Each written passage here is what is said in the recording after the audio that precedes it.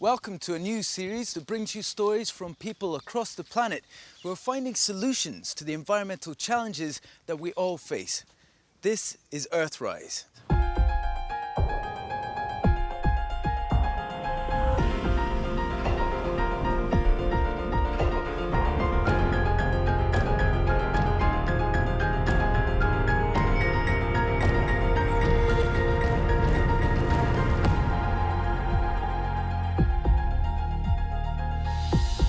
I'm Guillory Darabi in Africa, where a multinational project is attempting to stop the spread of the Sahara. And I'm Russell Beard in Holland to find out why farm animals of the future might be a little creepy. And I'm Ailey McNamara in Kielder, Northumberland, where a breeding project is saving Britain's pearls.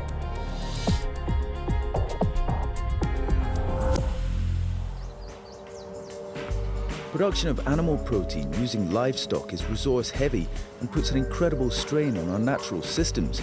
It also has a bigger impact on global warming than driving cars.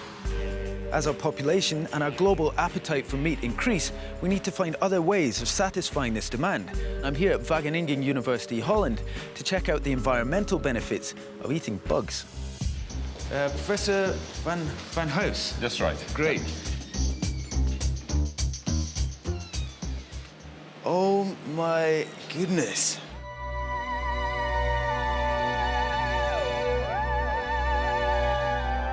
Why are you researching insects as food?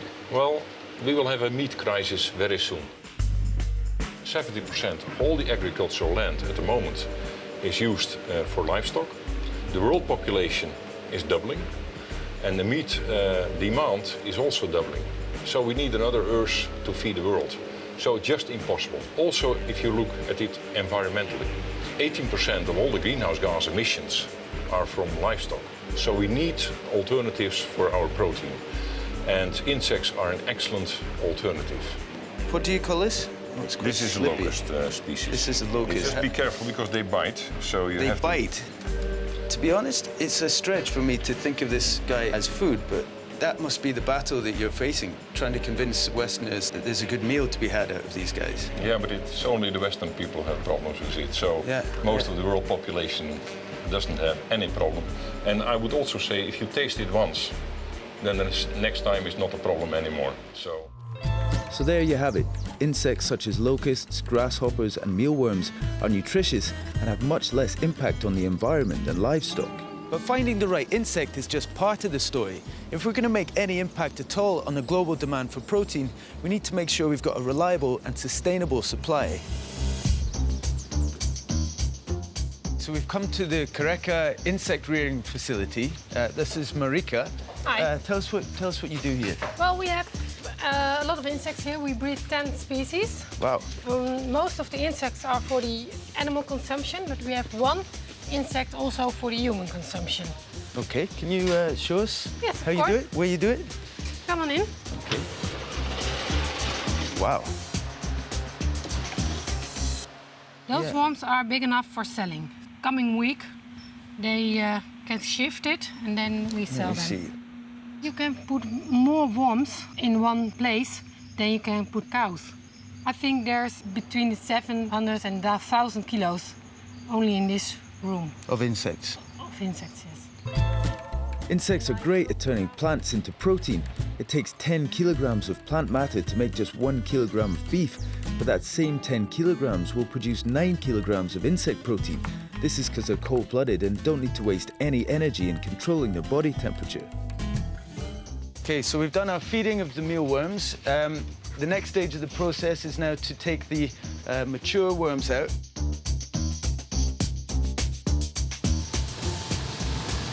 Oh my God! Wow!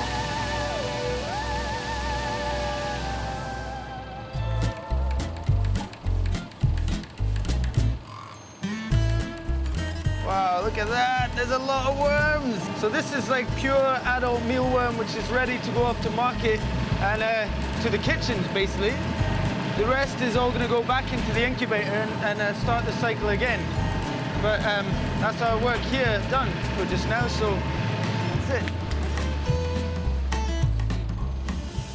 Okay, so we found out that insects are nutritious, You can farm them on a commercial scale, and they're better for the environment. But all this means nothing unless people are actually prepared to eat them.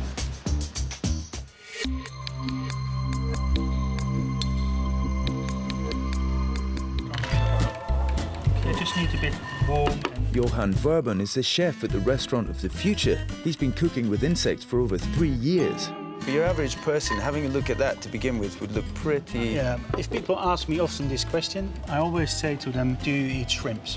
Yeah. And okay. they say often yes, then I like them. And I say, those are the insects of the sea. I think I recognize this guy from the lab this morning. I could be wrong, but... You feel and hear how crunchy they are? Yeah, really.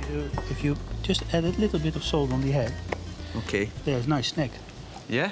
Oh. The heads would just go right in there for the head. Okay, moment of truth.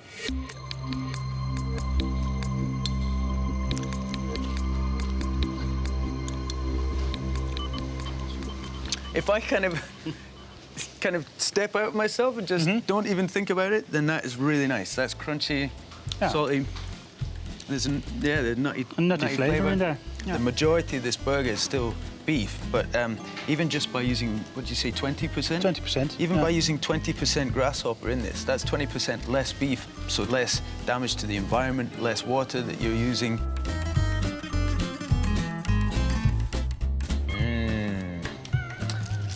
Yum. You're eating the entire... The entire insect. The entire insect, Beef, no waste. You eat about 55% of a cow, and this is the whole insect, 100%. Wow. You're cooking with worms. Yeah, you're cooking I mean, how are you going to actually get people to eat worms, basically? Make it nice. Okay. Make it look nice, make it taste nice. And when food looks good and you're hungry, you will eat it.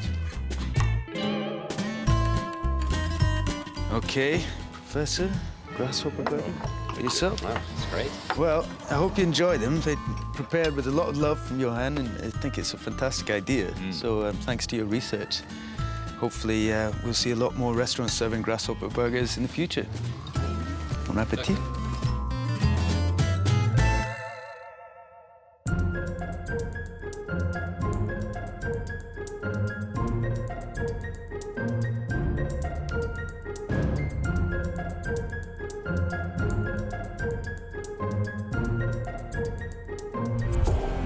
The Sahara Desert covers nearly 10% of the African continent. Over the past few decades, a decline in rainfall, coupled with soil degradation due to overgrazing, has caused a huge increase in the rate in which the Sahara is spreading. If this continues, the impact of this spread on the environment and on the people that live here will be nothing short of catastrophic.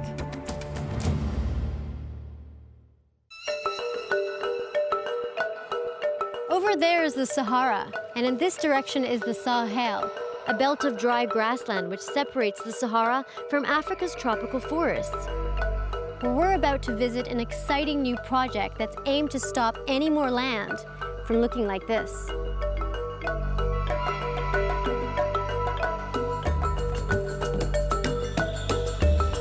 The Great Green Wall is a multi-state project launched by the countries that lie within the Sahel. The objective is to build a 7,000-kilometer long and 15-kilometer wide wall of trees straddling the edge of the Sahara Desert and stretching coast to coast through 11 states. Senegal was the first country to begin planting. Colonel Sarr is the project's technical director and forest expert. Nice to meet you. Welcome. So the first seed was planted The in first seed planted in 2008. 2008. That Senegal is the leader. We have lots of countries near the Sahara. We have the same problems. We must be together.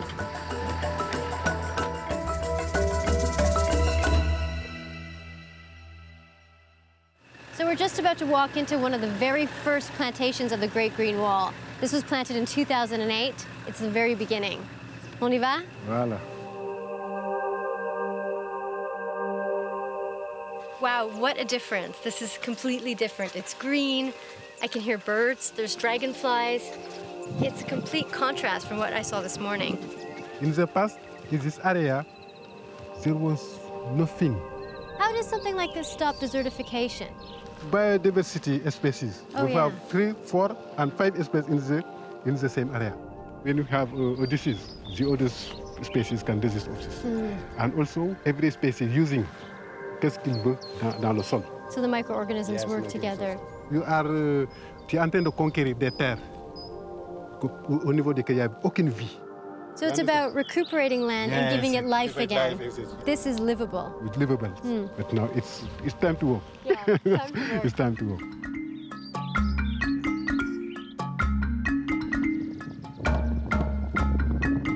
It's one of the big challenges for the population in this desertification. In the dry season, in these areas, cattle's dying. We have no water. People migrating. So this is so much more than just desertification, isn't it? Exactly. This project. Yeah, go.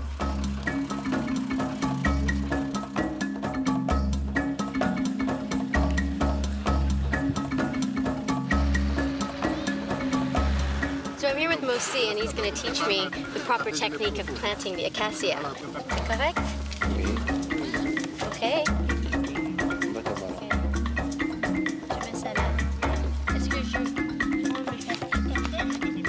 Avec les mains, comme ça? Okay, voilà. C'est bien? Ouais. Oui? There we go, my contribution, an acacia Senegalese, here part of the Great Green Wall. Maybe I'll come back and watch it grow.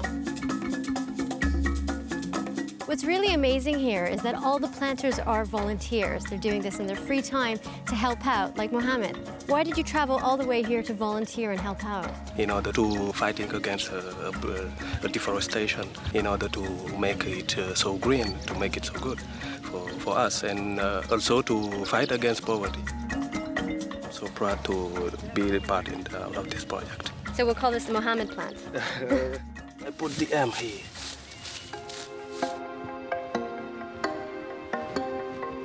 The Great Green Wall is a project that is not solely about stopping desertification.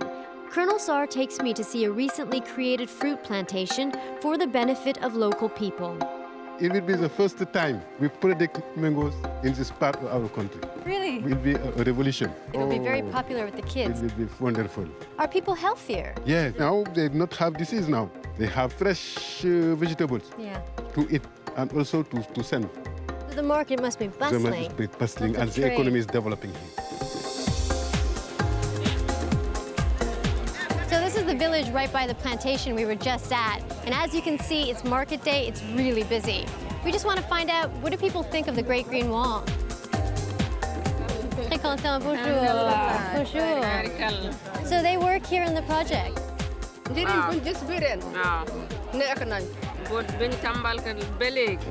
seen koltaay nañ ndax ñuy taxaw ba gisaguñu si dara ñu bari génn nañ ci liggéey. C'est un grand projet, c'est un bon projet. Tout le monde est d'accord. Tout le monde y travaille. Ça a beaucoup changé ici, votre communauté? C'est meilleur? C'est mieux. If we do something like this in 2,000 kilometers, Dakar to Djibouti, Yeah. desertification will be stopped. That's something to be proud about. I think Yeah. it's possible, Yeah. and we'll do it.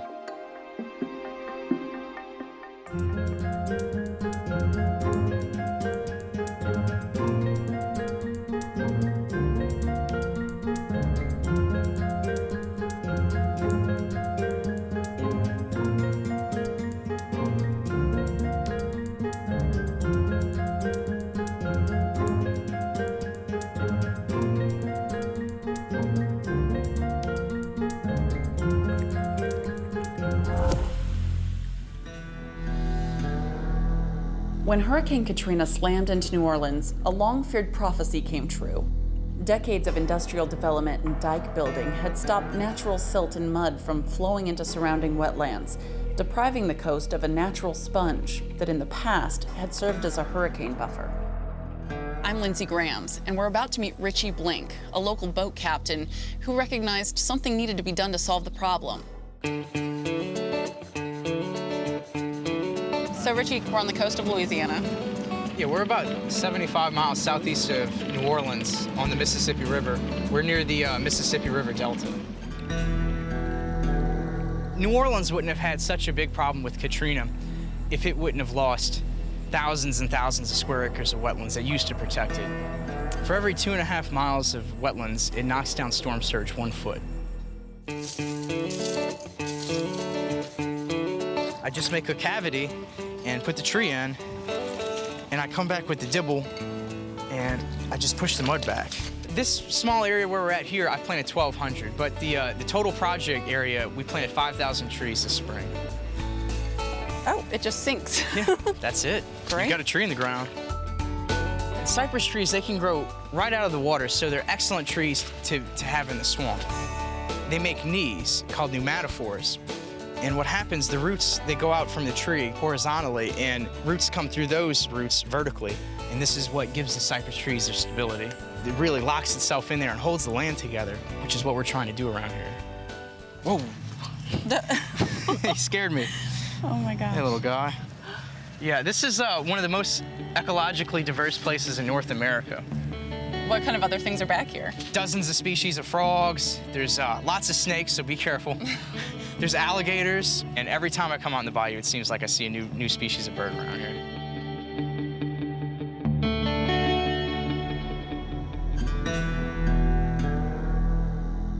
We've lost so much land, there's just a finite amount left that we can lose. In Louisiana, we lose a football field of land every half hour. There's a lot of different factors. There's subsidence. You know, it's a delta, so it's naturally sinking. And so the oil companies dig pipeline canals, which allow salt water to come into the interior marshes. It changes the salinity, and it kills some of the plants that are able to withstand fresh water more.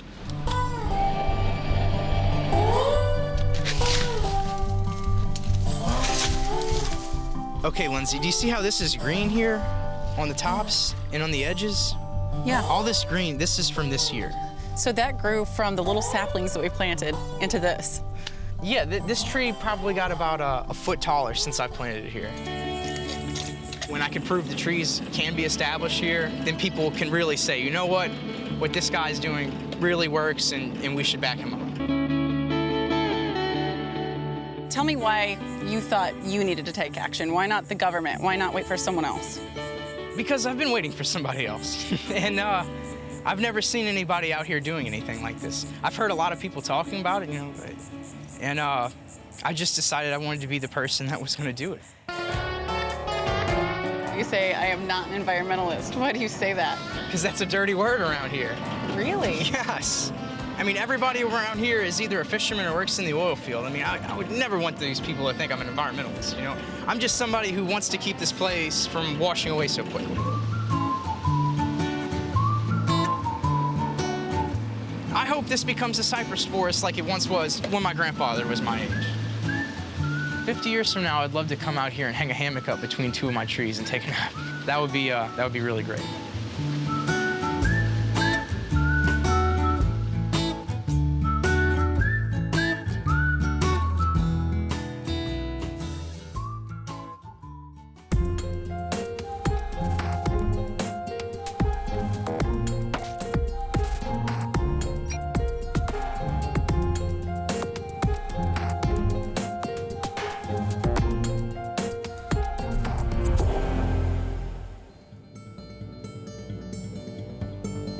The rivers of Britain, famous for their salmon, are also home to one of the longest living invertebrates in the world, the freshwater pearl mussel.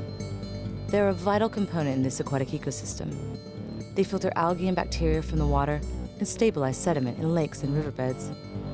But they are also one of the most threatened species on the planet. Silt caused by livestock grazing and other human activities is their single biggest threat. The juveniles die as silt clogs their filtering mechanisms and prevents them from attaching to riverbeds.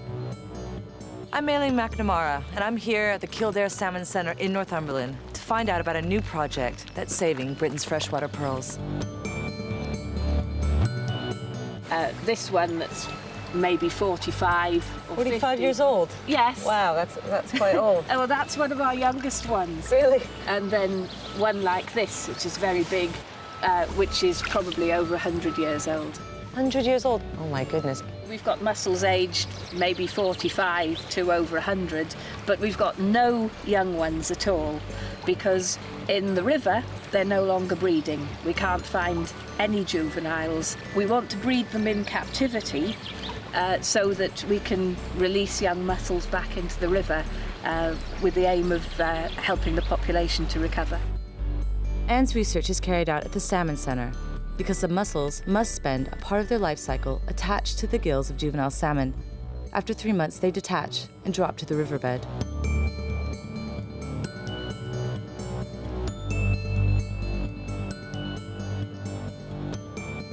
Richard Bond is the manager of the center. Well, just looking at these gills, just to see what the numbers of pearl mussel glaucidia are like. So it gives us an idea of how many we're going to be stocking back to the river. Okay, so what am I looking at? So you can see the gill arches there from the fish. Oh, yeah. You can have up to 2,000 on each of the fish. Really? That's a very high number, but it just helps us to monitor the numbers of glaucidia that are there. It helps us to improve our techniques for the future, for future generations of pearl mussels, really.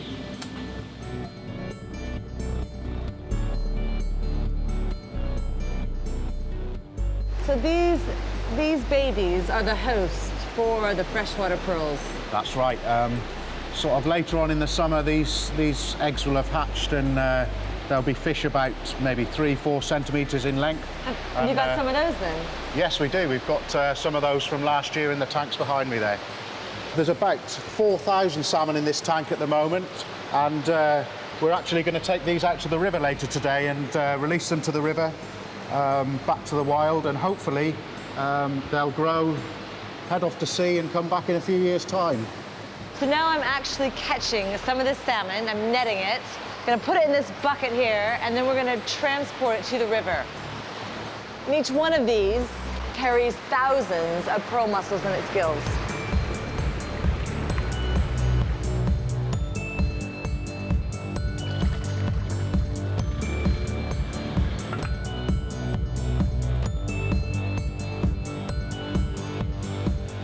So you will not see if the pearl mussels have actually taken off in these rivers for maybe 10, 15, 25 years. Why do you do it? Why do you do it? Well, I think that it's really important that we keep our rivers as good as they can be, and the pearl mussel is the benchmark for that. But you'll never see it. You may never see it. I'm not that old. Yes, I think I'll be retired before we get a really healthy population back in this river, which is, yes, it's sad, but it's for the future. Reintroduction alone is not enough. A bigger plan is also in place to create protection zones along riverbeds. So this is the moment of truth. Well, this is the moment anyway when we let the fish go that have thousands of little larvae inside on their gills. Hoping for the best for the pearl mussels, I guess. Go.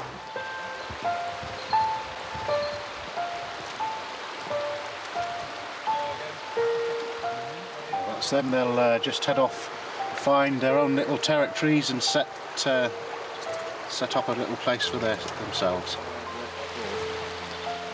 Why are the pearl mussels so important? Well, not only are they a very endangered species, they're really important for the environment. They filter water, and so they clean the rivers, and they're a fantastic biological sort of indicator to tell us how clean our rivers are.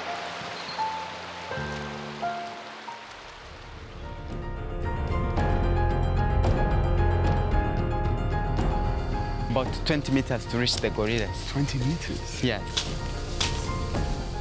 That's a communication. Yeah, those ones, you can see them.